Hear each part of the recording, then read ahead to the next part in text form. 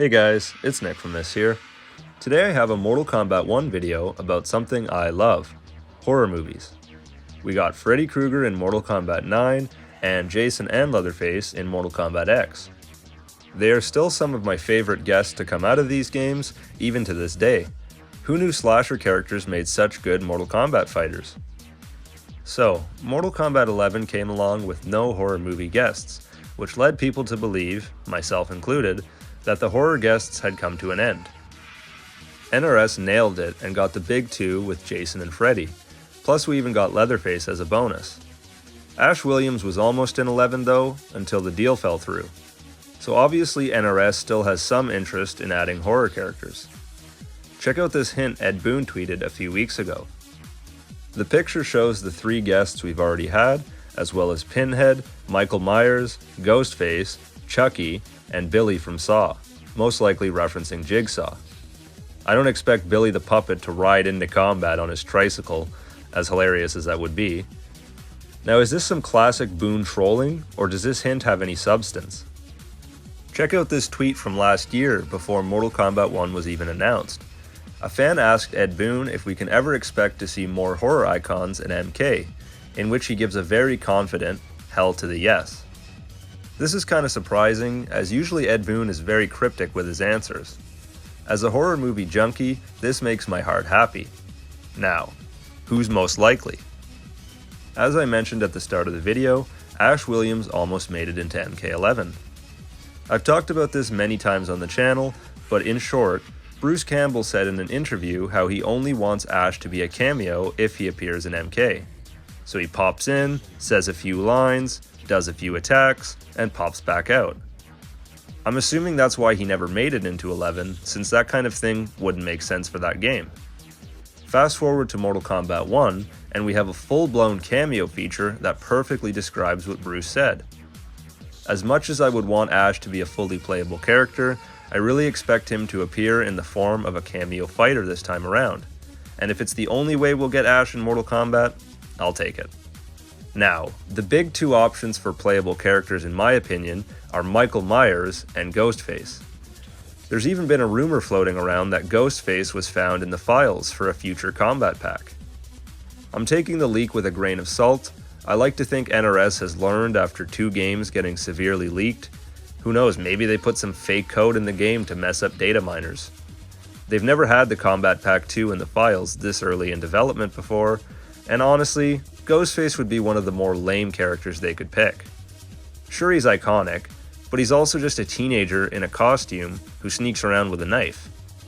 Compare that to Freddy, a burnt dream manipulator who uses a claw glove, Jason, an undead, superpowered, hockey mask wearing, machete wielding maniac, and Leatherface, a giant beast with a chainsaw, hammer, and hooks.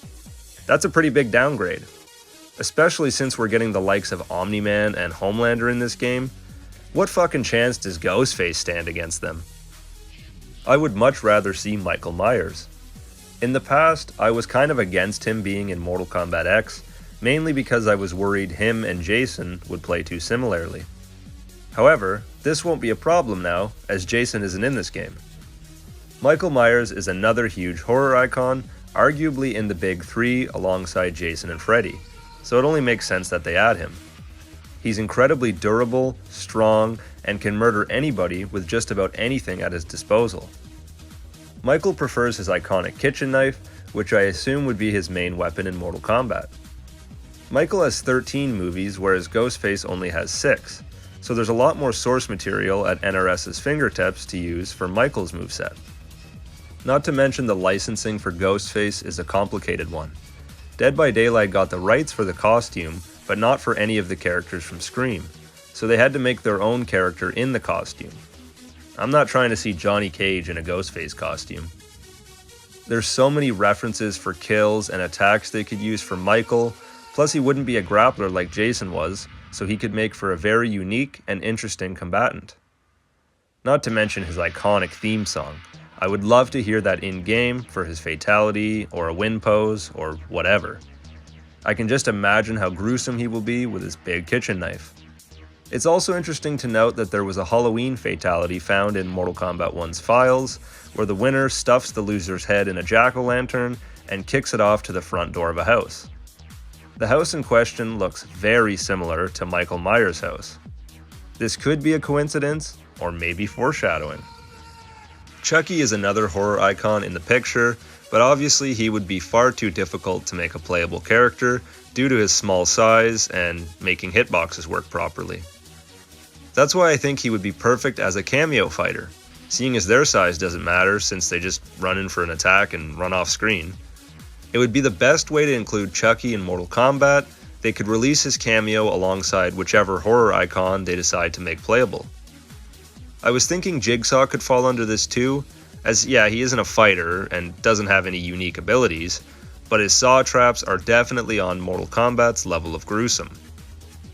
They could use John Kramer himself, or even one of his pig-head apprentices, fit with the arm blade, sedation needles, and of course, traps. I'm not sure how likely Jigsaw would be since he's not a slasher, but as a huge Saw fan, I gotta mention him. What are you waiting for? Do it! Just do it! Yes, you can! Pinhead is also in the picture, and while Pinhead doesn't fight either, he has lots of gruesome torture methods that would fit perfectly in Mortal Kombat.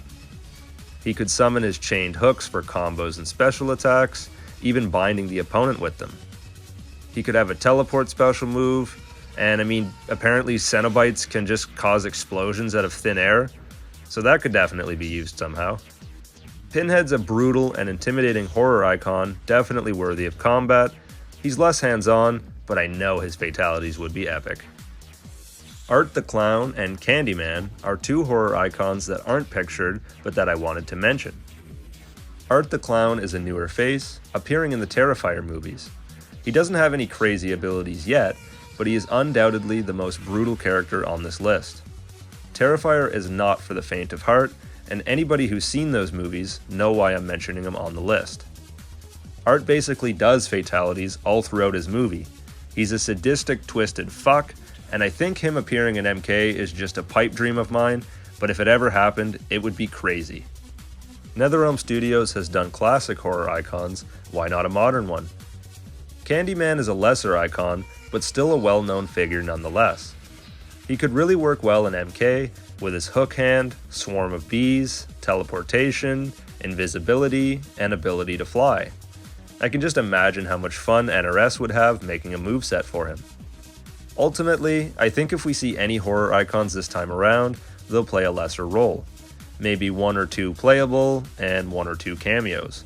But definitely not as prominent as the horror icons and horror theme in general was in Mortal Kombat X. I expect it to be somebody from Ed Boon's tease, mainly Michael Myers, but Ghostface is definitely possible too. What do you think about more slashers making their way to Mortal Kombat 1? Let me know in the comments below, and be sure to subscribe for more Mortal Kombat content. Thanks for watching, guys. As always, this has been Nickfamous. See you later.